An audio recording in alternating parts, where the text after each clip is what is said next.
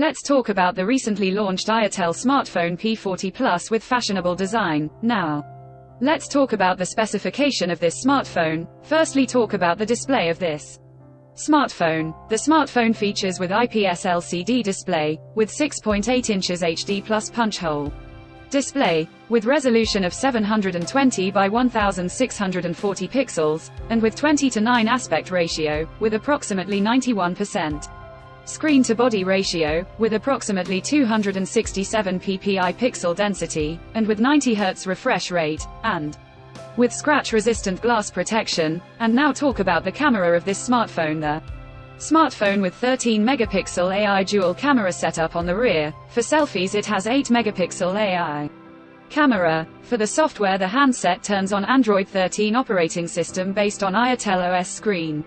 On top the device, under the hood, the phone CPU is octa-core 1.6 GHz dual-core Cortex A75 plus 1.6 GHz hexa-core Cortex A55, powered by Unisoc Tiger T606 chipset, paired with Mali G57MP1 GPU. In terms of storage, the smartphone plugs with 4 GB of LPDDR4X RAM with 4 GB extended RAM through memory fusion, and 128 GB of UFS 2.2 onboard storage, which is further expandable up to 1 TB of dedicated micro SD card slot. The physical dimensions of the smartphone measures 8.9 mm thickness, and the color options ice cyan, force black, colors to see in this smartphone, and the device comes backed by a massive 7000 mAh battery, with 18-watt fast charging support. Additionally, the smartphone also features side-mounted fingerprint sensor for biometric authentication, with face unlock. The connectivity option on the